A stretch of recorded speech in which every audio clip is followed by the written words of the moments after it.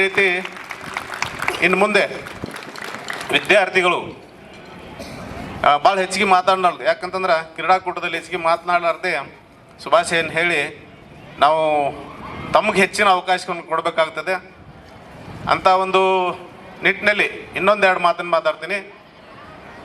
ತಾವು ವಿದ್ಯಾರ್ಥಿಗಳು ತಮ್ಮ ಶಿಕ್ಷಕರು ಯಾವ ಒಂದು ಆದರ್ಶ ಮಾರ್ಗದರ್ಶನವನ್ನು ಹೇಳ್ತಾರ ಆ ಮಾರ್ಗದರ್ಶನದಲ್ಲಿ ನಡಿಬೇಕು.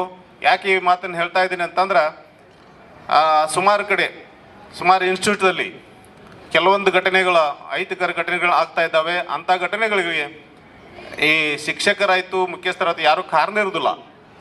ಅದಕ್ಕಾಗಿ ವಿದ್ಯಾರ್ಥಿಗಳೇ ಬಹಳಷ್ಟು ಮಾದರಿ ಜೀವನವನ್ನು ಸಾಗಿಸಲಿಕ್ಕೆ, ಮಾದರಿ ಶಿಕ್ಷಣವನ್ನು ಪಡಲಿಕ್ಕೆ ತಾವು ಪ್ರಯತ್ನ ಪಡಬೇಕು. ಯಾವುದೇ ಹ್ಯಾಬಿಟಿಗೆ ಬಲಿಯಾಗದೆ ಯಾವುದೇ ಚಟ ಮಾಡಲಾರ್ದೆ, ಈಗ ಇತ್ತಿತ್ತಲಾಗ ಹೈಸ್ಕೂಲ್ದಲ್ಲೂ ಸಹಿತ ಬಹಳಷ್ಟು ಹ್ಯಾಬಿಟಿಗೆ ಬಲಿಯಾಗ್ತಾ ಇದ್ದಾರೆ ಮಕ್ಕಳು. ಅಂಥ ಒಂದು ಬಲಿಯಾಗದೆ ತಾವು ಕ್ರೀಡಾಕೂಟಗಳಲ್ಲಿ ಭಾಗವಹಿಸಬೇಕು. ತಮ್ಮ ಎಜುಕೇಷನ್ ಜೊತೆಗೆ ಹೆಲ್ತನ್ನು ಸಹಿತ ಸರಿಯಾಗಿ ಇಟ್ಕೋಬೇಕಂತಂದ್ರೆ ಹೆಚ್ಚಿನ ಭಾಗ ಕ್ರೀಡಾಕೂಟದಲ್ಲಿ ಭಾಗವಹಿಸಬೇಕು. ಕ್ರೀಡಾಕೂಟದಲ್ಲಿ ಭಾಗವಹಿಸಿದಾಗ ಮಾತ್ರ ನಾವು ನಮ್ಮ ದೇಹ ಮತ್ತು ಜ್ಞಾನವನ್ನು ವೃದ್ಧಿಸಿಕೊಳ್ಬೋದು ಅಂತ ನನ್ನ ವಿಚಾರ. Sound of body sound of mind ಅಂತ ಈ ಸಂದರ್ಭದಲ್ಲಿ ಹೇಳ್ತಾ, ಈ ನಮಗೆ ಪ್ರತಿಯೊಂದಕ್ಕೂ ನಮ್ಮ ಇಲಾಖೆಗೆ ಮೇಡಮ್ ಅವರು ಯಾವ ರೀತಿ ಸ್ಪಂದಿಸಿದಾರಂತಂದರೆ, ಇನ್ನು ಕೊನೆಯದಾಗಿ ಒಂದೆರಡು ಮಾತು ಹೇಳ್ತೀನಿ ಅವ್ರ ಬಗ್ಗೆ.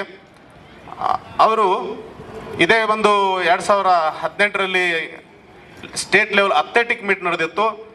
ಎಲ್ಲ 2 ದಿವಸಗಳು ಸಹಿತ ಅವ್ರ ಶಿಕ್ಷಕರು ಮತ್ತು ಅವರು ವಾಹನದ ಚಾಲಕರು ವಾಹನಗಳು ಸಹಿತ ನಮ್ಮ ಇಲಾಖೆಗೆ ಬಹಳಷ್ಟು ಸಹಕಾರ ನೀಡಿದ್ವು. ಆ ಟೈಮ್ದಾಗ ಪ್ರತಿಯೊಂದು ಟೈಮ್ದಾಗ ನೀಡಿದಾರ. ಆದ್ರೆ ಆ ದಿವಸದ ಒಂದು ಕ್ಷಣವನ್ನು ಮಾತ್ರ ನೆನಪಿಸಿಕೊಳ್ತಾನೆ ಇಲ್ಲಿ. ಯಾಕೆ ಅಂತಂದ್ರೆ ಇದು ನೆನಪಿಸ್ಕೊಳ್ತಾ ಇದ್ದೀನಿ, ಆ ದಿವಸ ಎಲ್ಲ ಕ್ರೀಡಾಕೂಟಗಳು ಮದುವೆ ಎರಡನೇ ದಿವಸಕ್ಕೂ ಮುಗಿದ ನಂತರ ನಾವೆಲ್ಲ ಮಕ್ಕಳು ಹೋದಿವಿ ಅಂತೇಳಿ ಸ್ವಲ್ಪ ಆ ಕಡೆ ಹೋಗಿದ್ದೆ ನಾನು. ಸುಮಾರು 6:30 7 ಗಂಟೆ ಆಗಿತ್ತು. ಆವಾಗ ಒಂದು ಟೀಮ್ ಇಲ್ಲಿತ್ತು. ಆ ಟೀಮ್ ನಾವು ನೋಡಲಿಲ್ಲ. ಮತ್ತೆ ನಾನು ಒಂದು ರೌಂಡ್ ಹೊಡಿಬೇಕಂತ ಇಲ್ಲಿ ಬಂದೆ. ಆವಾಗ ಟೀಮ್ ಇತ್ತದು. ಸರ್ ನಮಗೆ ಬಸ್ ರೀ ಹೋಗ್ಲಿಕ್ಕೆ ಕೇಳಿದ್ರು.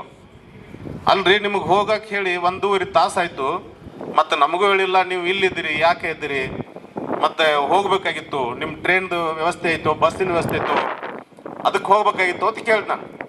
ಇಲ್ರಿ ಸರ್ ಖುಷಿ ಒಳಗೆ ಉಳ್ದೀವಿ. ಯಾಕೆ ಖುಷಿ ಭಾಳಷ್ಟು ವ್ಯಕ್ತಪಡಿಸ್ಬಾರ್ದಾಗಿತ್ತು, ನಮ್ಗೆ ಹೇಳ್ಬೇಕಾಗಿತ್ತು ನೀವು ಅಂತ ಹೇಳಿ ನಾನು. ಅವ್ರಿಗೆ ಏನು ಖುಷಿ ಆಗಿತ್ತು ಅಂತಂದ್ರೆ, ಮಂಗಳೂರಿನ ಹುಡುಗರು ಅವ್ರು ಈ ಸ್ಟೇಟಿನ ಚಾಂಪಿಯನ್ಶಿಪ್ ಆಗಿದ್ರು ಅವ್ರು. ಅದಕ್ಕಾಗಿ ಇಲ್ಲಿ ಫೋಟೋ ಹೊಡ್ಕೊಳ್ದು ತಮ್ಮ ಖುಷಿ ಒಳಗೆ ಉಳಿದಿದ್ರು. ಆ ತಕ್ಷಣ ಒಬ್ಬರು ಪ್ರೆಸ್ ರಿಪೋರ್ಟರ್ ಬಂದರು. ನಿಮಗೆ ಹೋಗ್ಲಿಕ್ಕೆ ಏನಾರ ವ್ಯವಸ್ಥೆ ಮಾಡಿದಾರಲ್ಲ ಕೇಳಿದ್ರು. ನಾನು ತಕ್ಷಣ ಅದ ಸ್ಪಾಟ್ ಮೇಲೆ ಇದ್ದೆ. ಸರ್ ಇಲ್ಲ ವ್ಯವಸ್ಥೆ ಮಾಡಿದ್ದೀವಿ, ಇವರೊಂದು ಸ್ವಲ್ಪ ಫೋಟೋ ಪ್ರೋಗ್ರಾಮ್ಸ್ ಒಳಗೆ ನಿಂತಿದ್ದಾರು ಅಂತ ಹೇಳಿದ್ನೆ. ಆಗಲೇ ಬಸ್ಗಳೆಲ್ಲ ಹೋಗಿಬಿಟ್ಟಿದ್ವು. ನಾವು ಹೇಳಿಬಿಟ್ಟಿದ್ದೀವಿ ರೀ, ಮೇಡಮ್ ನಿಮ್ಮ ಬಸ್ಗಳು ನೀವು ತೊಗೊಳ್ರಿ, ಇನ್ನೊಂದು ಕೆಲವು ಅನೇಕ ಇನ್ಸ್ಟಿಟ್ಯೂಟಿಂದ ಬಸ್ ಬಂದಿದ್ದು ಹೋಗಿಬಿಟ್ಟಿದ್ವು. ಆವಾಗ ಯಾವುದೋ ಒಂದು ಹಬ್ಬ ಇತ್ತು ರೀ ಮೇಡಮ್, ದೀಪಾವಳಿನೇ ಯಾವುದೋ ಒಂದು ಹಬ್ಬ ಇತ್ತು.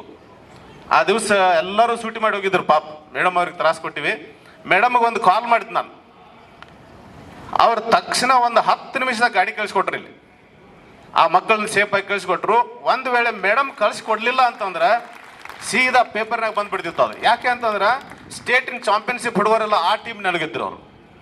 ಇಲ್ಲ ಬಸ್ ವ್ಯವಸ್ಥೆ ಸರಿ ಇಲ್ಲ, ಸಾರಿಗೆ ವ್ಯವಸ್ಥೆ ಸರಿ ಇಲ್ಲ, ನಾವು ನಡ್ಕೊಂಡು ಬಂದೆವು, ಹಿಂಗೆ ಪೇಪರ್ ಸೀದಾ ಬರ್ತಿತ್ತು. ಆದ್ರೆ ಆ ವ್ಯವಸ್ಥೆ ಸರಿಪಡಿಸ್ಬೇಕಾದ್ರೆ ಮುಖ್ಯ ಕಾರಣ ಅಂತಂದ್ರೆ ನಮ್ಮ ಸಿಂಬಾ ಮೇಡಮ್ ಅವರ.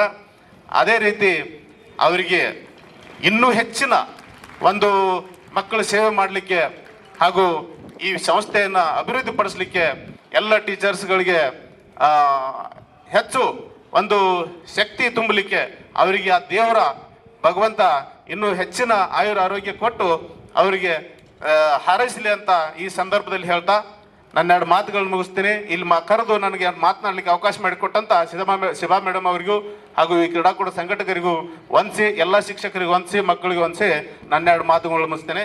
ಜೈ ಹಿಂದ್, ಜೈ Karnataka. Thank you, sir, for your inspiring and